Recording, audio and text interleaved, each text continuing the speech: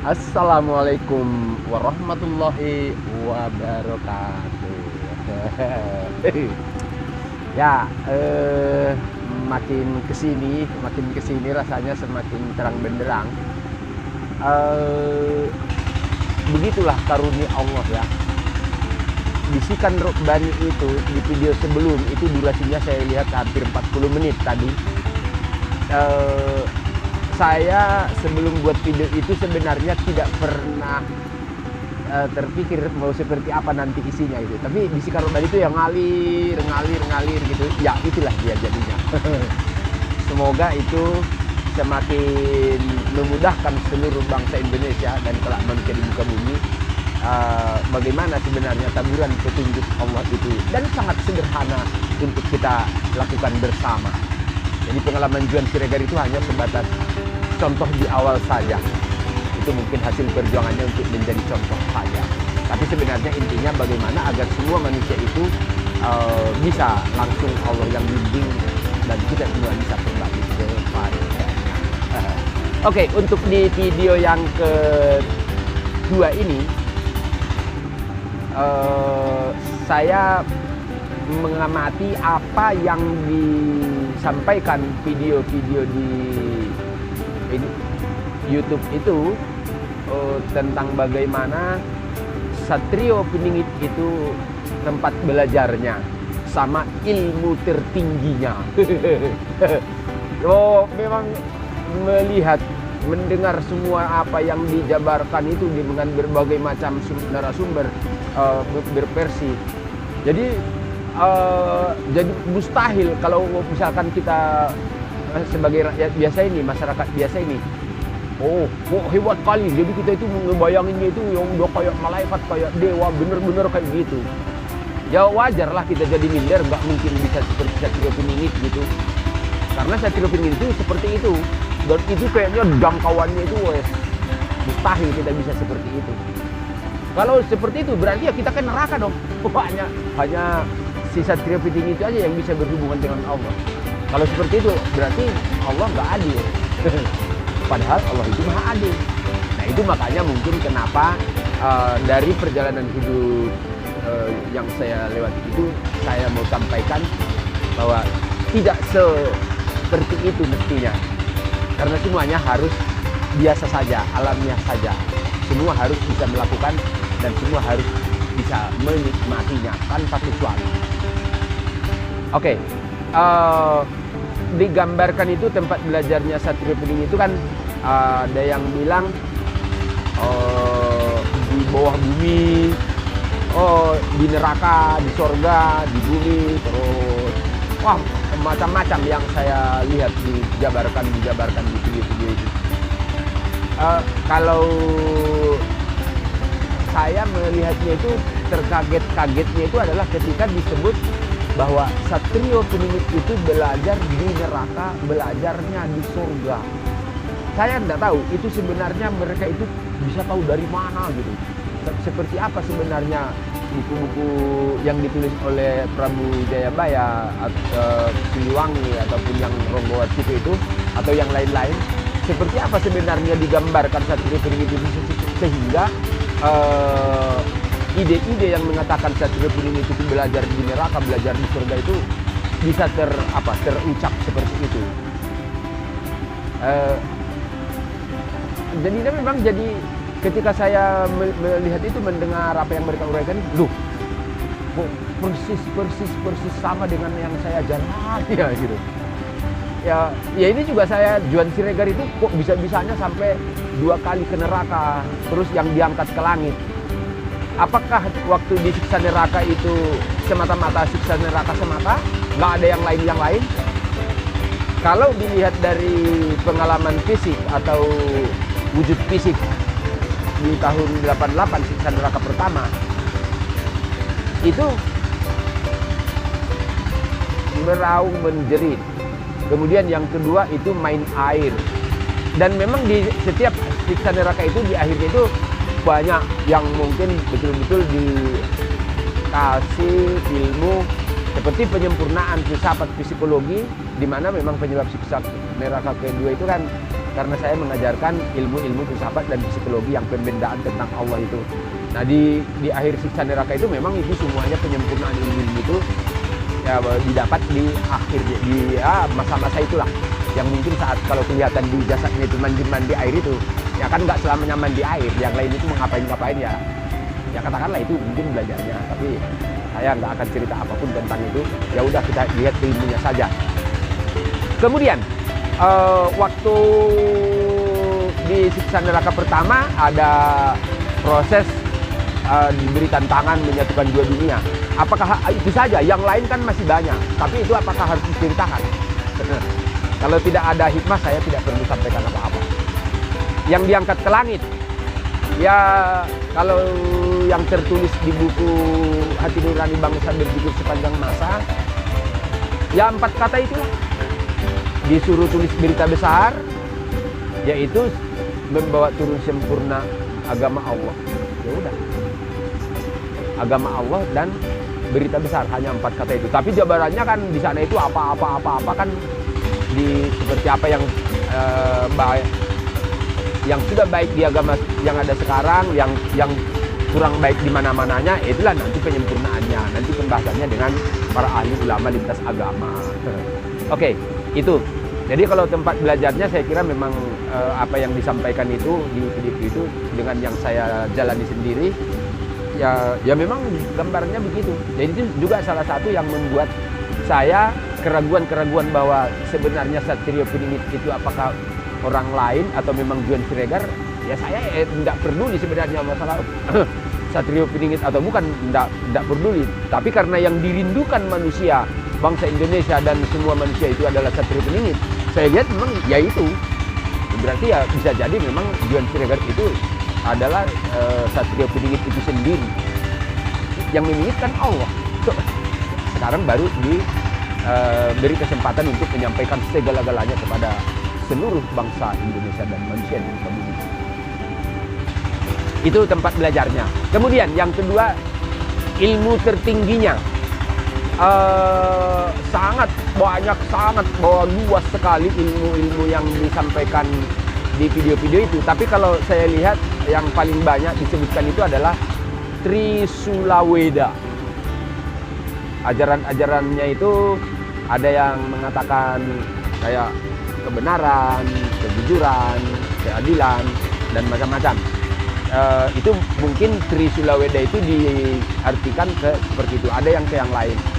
Tapi kalau saya melihatnya Trisulaweda itu, kalau di Satrio Piningit digambarkan seperti itu, tapi kalau yang saya lihat, yang Allah berikan Trisulaweda itu, ilmu tertinggi Juan Siregar itu ya, ini dia. Ini bagus ya. Nah. Ya saya buat ini ada apa, cherry apa ini? Nah, ini cherry. Bagus kan? Ini saya buatnya enggak ada karena saya nggak bisa koran, nggak bisa apa-apa, ya udah sederhana semuanya. Di dalamnya coba warna-warninya, ininya semuanya.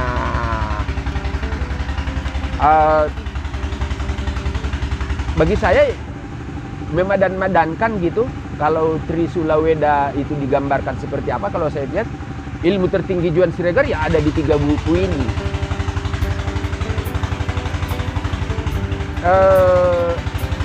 Berkaitan dengan yang di video sebelum, bagaimana perjalanan hidup mengajari, terus gurunya siapa, ini. Saya mau bacakan kata pengantar ini. Ini paling tidak ini saya lihat bisa merangkum semua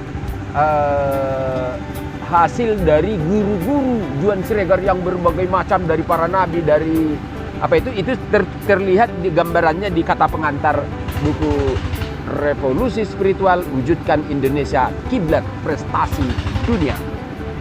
Ini saya bacakan ya.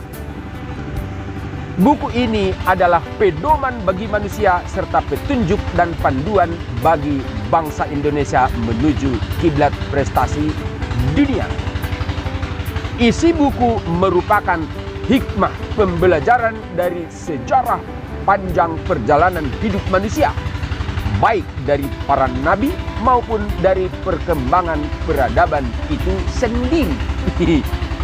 Tujuannya tentu untuk menaikkan derajat kemuliaan dan kesuksesan, sekaligus memerdekakan manusia dari krisis multidimensi. Buku terdiri dari 10 bagian terpisah, di mana masing-masing bagian menjelaskan perihal yang sama, namun saling menguatkan sesuai sudut pandang dasar ilmu, seperti sejarah, budaya, bahasa, psikologi, tasawuf, filsafat, tentu terutama agama. Begitu luas cakupan bahasan, buku ini tidak mengurai rinci teori-teori ilmiahnya. Dengan kata lain, buku ini lebih sesuai jika difungsikan sebagai landasan. Untuk itu, para ulama dan para ahli bisa menggunakannya sebagai pedoman penyempurna.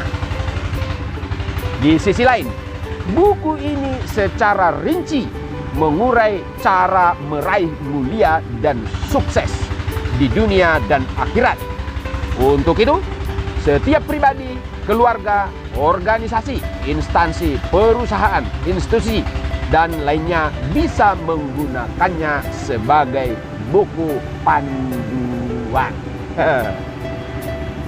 Berikut adalah garis besar isi panduan yang dimaksud.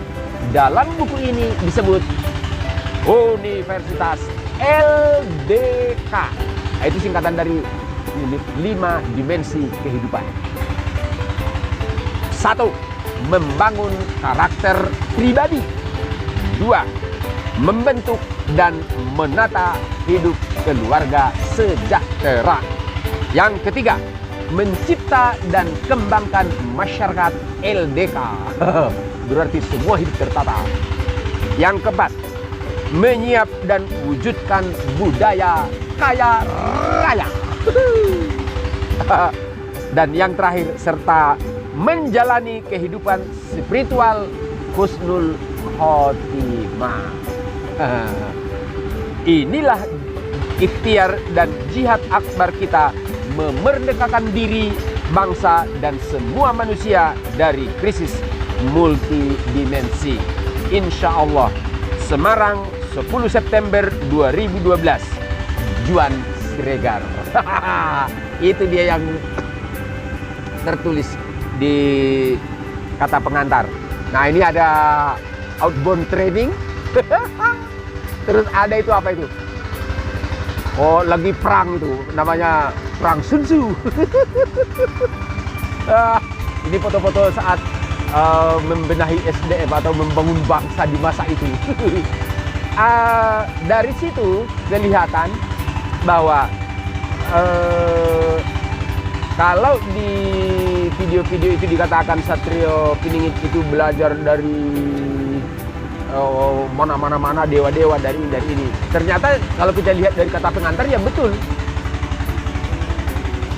Belajar dari para nabinya, seperti tadi disebutkan, sejarah panjang peradaban itu sendiri, dan semuanya. Karena memang seperti yang sampaikan di video sebelum ini, bagaimana Juan Siregar itu merangkum semua ilmu-ilmu. Dan nanti kayak seperti penyempurnaan filsafat, psikologi, dan semuanya, mustahil itu bisa disempurnakan sebenarnya kalau Juan Siregar tidak menguasai segala-gala ilmu dari Eropa, dari Amerika, dari Australia, dari berbagai macam itu, karena memang sudah mengerti pola pikirnya dan ketemu.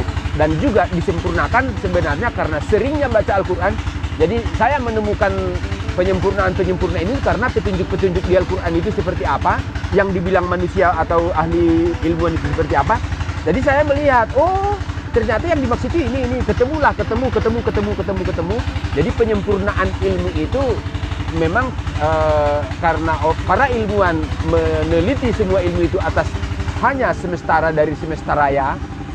Sementara Juan Siregar memahami pola pikir para ilmuwan, memahami alam semesta, dan juga karena menjadikan Al-Quran itu sebagai petunjuk. Al-Quran itulah sebenarnya petunjuk dari penemuan-penemuan penyempurna ilmu-ilmu itu semuanya. Begitulah dia ilmunya Juan Siregar itu. Nah, kalau di buku ini saya melihat tadi yang Universitas LDK itu itu benar-benar buku panduan kan masalah pribadi, masalah keluarga, masalah sosial, karir, sama agama. Itu memang saya buat satu bab khusus. Universitas LDK itu fakultas pribadi, fakultas keluarga, fakultas yang pertama itu fakultas spiritual dulu. Fakultas spiritual karena dia adalah landasan dan dia juga adalah tujuan terbawah dan tertinggi. Itu spiritual, terus pribadi, keluarga, sosial, karir, profesi.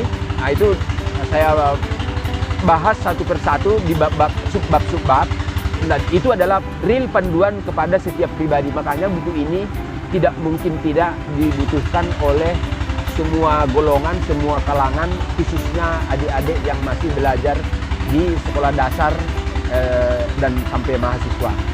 Karena bagaimana mengubah karakter keseharian itu semuanya panduannya di dalam. Itu menurut saya ilmu tertinggi Johan Schreger ya ada itu, Universitas LDK itu.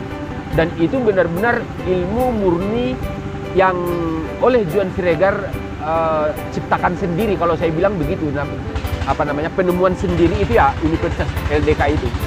Kalau yang lain kan sumber-sumber dari sekian banyak sumber itu, itulah kalau saya bilang dari semua ilmu itu ada di Universitas LDK itu. Karena itu adalah niat sebenarnya, niat cuman saya jabarkan dalam Universitas LDK itu. Itu kalau dikatakan ilmu tertingginya ya sesederhana itu, dan semua orang bisa melakukannya dan panduannya komprehensif ada di dalam. Saya kira itu aja untuk tempat belajar dan ilmu tertinggi yang digambarkan oleh para anak-anak bangsa tentang Satrio Peningit. Oleh Johan Schreger ya seperti itu, sederhana saja. Jadi tidak perlu kita ngebayang-bayang lagi macam-macam, dan nggak perlu minder untuk bisa setara dengan Satrio Peningit, setara dengan para nabi. Ya, sama seperti Johan. Apa bedanya kita semuanya? Wahai saudaraku sebangsa dan setanah air dan semua manusia di muka bumi. Lihatlah Johan Schreger ini, tidak ada apa-apanya. Sama saja, kita semua sama. Nggak ada bedanya. Yang berbeda, ya mungkin saya dikasih Allah perjalanan hidup untuk mempelajari banyak hal, dan itu sudah selesai dan saya sudah buat caranya semuanya di buku ini. Ya sudah, nanti kalau sudah, saya bilang 21 hari. 21 hari ini kok 21 hari? Itu kita lihat di Al-Quran, kata takwa kan dzalikal kitabul la raiba fihi hudal lil muttaqin. Nah, takwa di sini itu nanti Allah ulang kata takwa itu ada di ayat ke-21 surat Al-Baqarah itu. Mungkin juga kenapa di psikologi itu semua dari apa-apa itu 21 hari untuk dari mengubah karakter kebiasaan menjadi perilaku, itu ukurannya yang pertama itu disebut 21 hari. Saya tidak tahu apakah itu oleh orang-orang yang buat teori psikologi itu landasannya Al-Quran. Mana mungkin? Ya nggak tahu lah. Tapi kalau saya lihat padan-padankan di Al-Quran itu, ya memang saya pikir Allah berkehendak membuatnya begitu. Jadi kalau misalkan kita telah menulis, serahkan kepada Allah, jalankan secara istiqomah 21 hari, itu memang di diri kita itu hasilnya sudah terasa, otomatis kita untuk kembali malas-malasan seperti sebelumnya udah, ya nggak mau lagi, hasilnya sudah terasa kok. Pertahankan sebulan sampai 3 bulan begitu, ya udah the new me, ya kita ubah karakter baru. Orangnya sama, ininya semuanya sama, tetapi karakter segala-galanya berubah. Kalau bahasa saya itu di buku itu namanya the new me. Inilah saya yang baru. Ya mungkin udah disebut namanya ya manusia Al-Quran sudah itu. Kekasih Allah sudah. Ya udah itu aja. Semoga di sesi ini benar-benar mampu atau ini bisa menginspirasi, menggugah seluruh bangsa Indonesia, saudaraku semuanya, untuk ya kita bisa lakukan lah.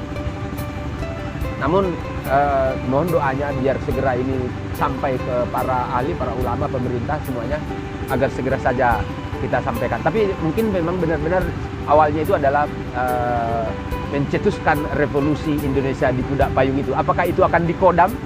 Saya tidak tahu. Tapi karena ini barusan tadi dari teman barusan saya dapat foto-foto yang mereka mengerjakan gotong royong membuat jalan-jalan itu di desa wisata di RW 1 Pudak Payung itu. Ya moga-moga apakah di Balai RT itu nanti pelaksanaan pencetusan revolusi itu ya, urusan Allah lah. Ya, dimanapun itu mau gimana, entah di Kuda Payung atau tidak pun, saya hanya berniat menulis niat seperti itu, karena tidak mesti sama Allah berikan, karena Allah selalu, kita minta apa Allah selalu melipat gandakan hingga 700 gandanya, bahkan tak terhingga. Jadi kalau mau itu nanti ternyata dicetuskan revolusi itu di Istana Negara bersama Presiden tercinta kita Insinyur Joko Widodo, ya terserah kita manut wae. Yang penting kita bergandeng tangan mewujudkan Indonesia negara pusat ilmu dan peradaban suci dan negara bagai surga. Untuk nanti agama Allah saya akan bahas setelahnya, dan juga bagaimana nanti para ilmuwan kita bisa menyempurnakan ilmu-ilmu itu sehingga mereka menjadi guru dari semua ilmuwan dunia, para ulama kita menjadi guru dari semua agamawan dunia. Itu setelah kita mungkin ketemu, saya sampaikan semua dasar-dasarnya seperti disampaikan kata pengantar tadi. Ya mungkin memang semua kaya raya, para ulama kaya raya, para ilmuwan kaya raya, ya rakyat juga udah saya beritahu gambarkan semua caranya. Ya insya Allah lah, saya tidak rela, mungkin saya tidak mau mati kalau masih ada satu pun yang masih miskin di negeri ini.